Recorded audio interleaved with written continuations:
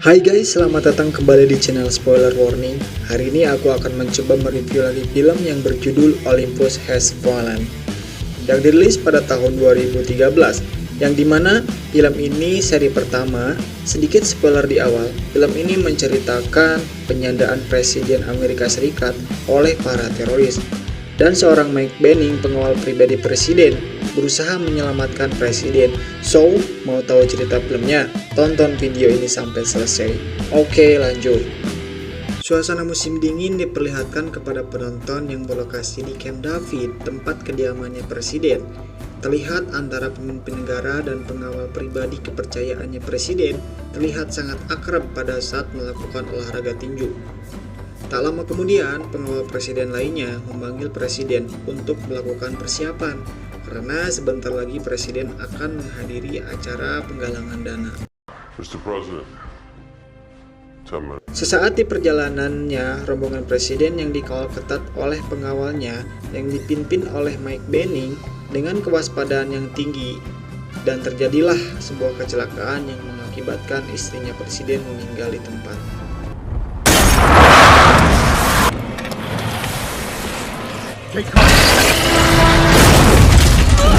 Stop!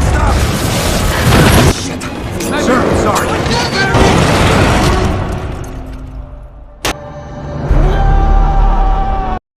18 bulan kemudian, tepatnya tanggal 5 Juli, Mike Banning terbangun dari tidurnya dan akan melakukan aktivitas persiapan untuk kerja di kantor seperti biasanya.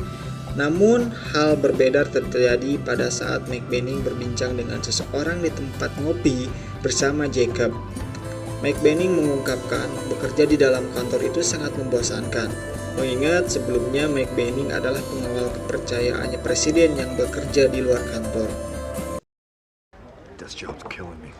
Di sisi lain memperlihatkan seorang pemimpin yang bertanggung jawab terhadap negaranya, dan di sisi lain pula seorang presiden merangkap sebagai seorang ayah dari Connor, mengingat ibu Connor meninggal dalam kecelakaan tersebut.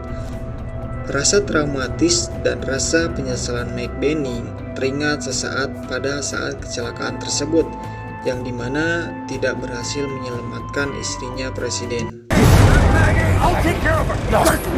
Tak lama kemudian, scene kembali berpindah kepada Mr. Presiden dan anaknya, yang dimana dalam percakapan itu, anaknya sedikit menyentil tentang Camp David, yang dimana Camp David itu adalah masa lalu yang kelam untuk Connor. Berpindah tempat kepada presiden dan beberapa pejabat penting lainnya yang dihadiri oleh Ketua DPR, Ruth sebagai Menteri Pertahanan, dan Charlie sebagai Wakil Presiden, membahas tentang Korea Utara agar segera mundur dari perbatasannya, yang dimana pihak Korea Selatan akan bertamu ke Gedung Putih untuk membahas hal itu. Di sisi lain, rombongan Mr. Lee pun melakukan konvoi untuk menuju Gedung Putih.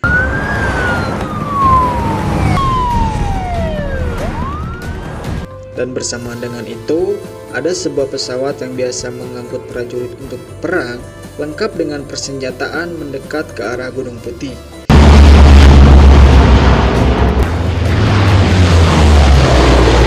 Singkat cerita, rombongan Mr. Lee pun tiba di Gedung Putih dengan para turis di halaman Gedung Putih yang sangat membeludak.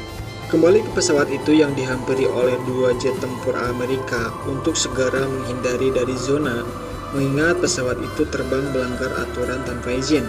Tanpa diduga, pesawat itu menembaki 2 pesawat tempur milik Amerika, dan disinilah awal ketegangan film pun dimulai.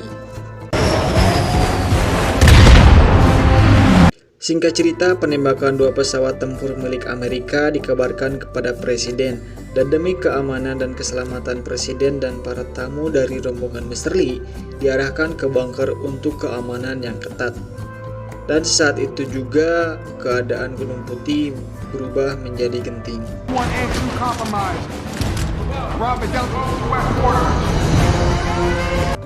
Scene kembali berpindah di mana pesawat itu menembaki turis di halaman Gedung Putih secara membabi buta tanpa ampun.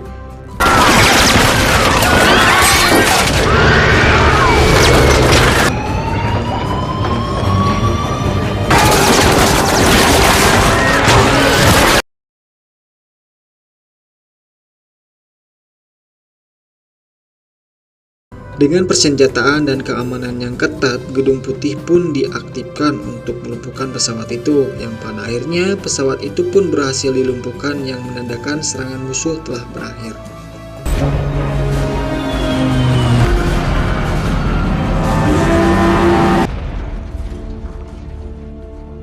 Terlihat suasana Gedung Putih yang terlihat porak-poranda akibat ditembaki oleh para teroris. Mike Benning pun terlihat di depan pagar melihat suasana Gedung Putih yang hancur. Dan tiba-tiba bis yang di samping pagar meledak secara mendadak, yang pada dasarnya itu pilihan dari para teroris untuk melancarkan serangan selanjutnya.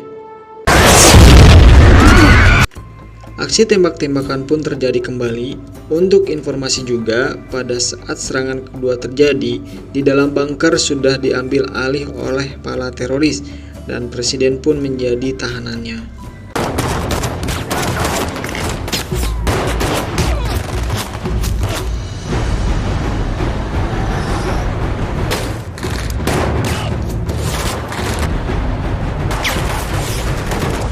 Berpindah ke sisi lain, tiba-tiba para pejabat mendapatkan video konferensi dari para teroris, dan Mr. Lee ditembak secara live, dan Mr. Presiden pun ditampilkan pada saat live, yang dimana para teroris menginginkan semua pasukan Amerika ditarik. Beralih ke sisi lain, para teroris menurunkan bendera Amerika di Gedung Putih, yang menandakan Gedung Putih telah dikuasai oleh teroris.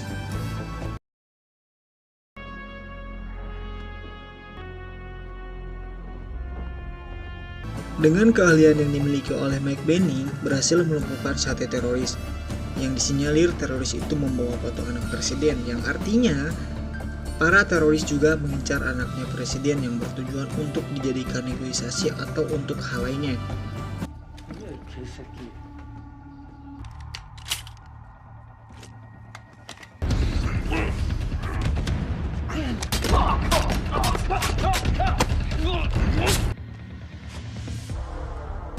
Dengan kepemilikan hak akses Gedung Putih yang masih dimiliki oleh Mike Benning, dan Mike Benning di sini berusaha untuk menonaktifkan semua CCTV yang ada di Gedung Putih.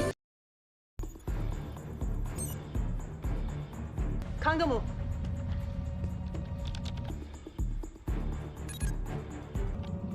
다시 올려. Surveillance guards gonna Beralih ke sang istri Mike Benning yang berprofesi sebagai perawat terlihat gelisah karena mengingat Mike Benning masih berada di Gedung Putih dan teleponnya pun tidak tersambung. Berpindah ke Pentagon, Ketua DPR diangkat menjadi pengganti presiden karena Mr. Presiden dan Wakil Presiden menjadi tahanan teroris. Placing you under Secret Service protection. You are the acting president of the United States. Berselang dari situ, Pentagon menerima telepon dari Mike Benning yang masih selamat. Sontak ada beberapa orang yang tidak percaya bahwa itu Mike Benning. Namun, pejabat yang perempuan berusaha meyakinkannya, dan itu pun berhasil. Tak lama kemudian, Pentagon mendapatkan kontak kembali dari para teroris yang menginginkan pasukan Armada 7 Laut Jepang ditarik dari DMZ. 100 American troops from the demilitarized zone. Can't just recall the 7th Fleet. Then I will execute any operation to retake this building. Terlihat Mike Benning sedang bersembunyi di balik dinding bersama Connor, anaknya Mr. Presiden, dan baku tembak pun di sini terjadi lagi.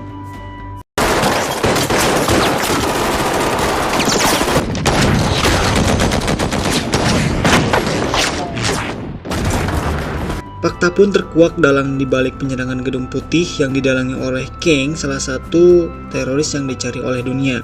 Dia juga mempunyai dendam karena ayahnya meninggal akibat menginjak ranjau milik Amerika.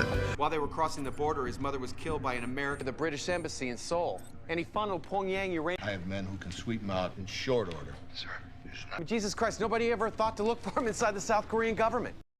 Pertanyaannya, dari mana tahu dibalik penyerangan itu? Kembali ke bunker, penyiksaan kepada Menteri Rudd dilakukan karena para teroris menginginkan kode Cerberus kedua yang dimiliki oleh Rudd. Yang pada akhirnya kode kedua pun diberikan, itu tandanya kode Cerberus kedua telah diaktifkan. Secretary. Your Cerberus code.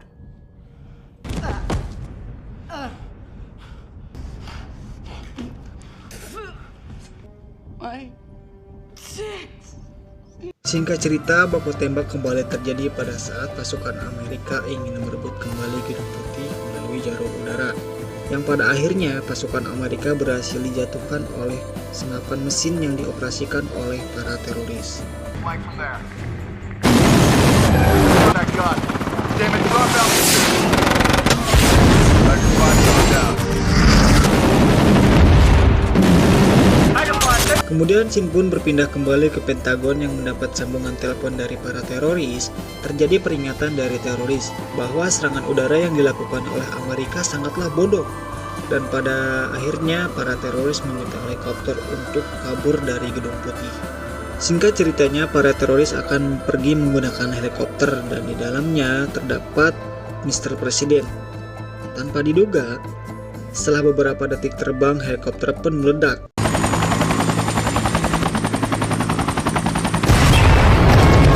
Para menteri pun terlihat shock karena di dalam terdapat presiden dan menganggap Amerika telah kalah.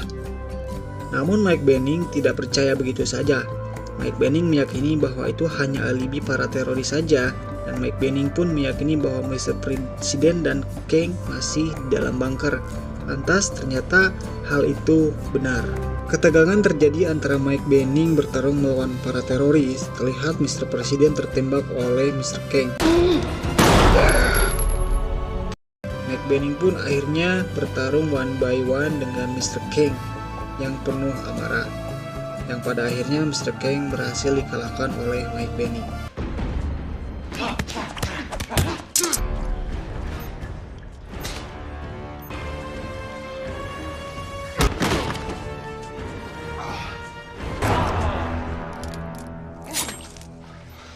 Namun masalah belum selesai mengingat Mr. Presiden sedang sekarat dan Cerebrus akan segera diluncurkan beberapa detik lagi.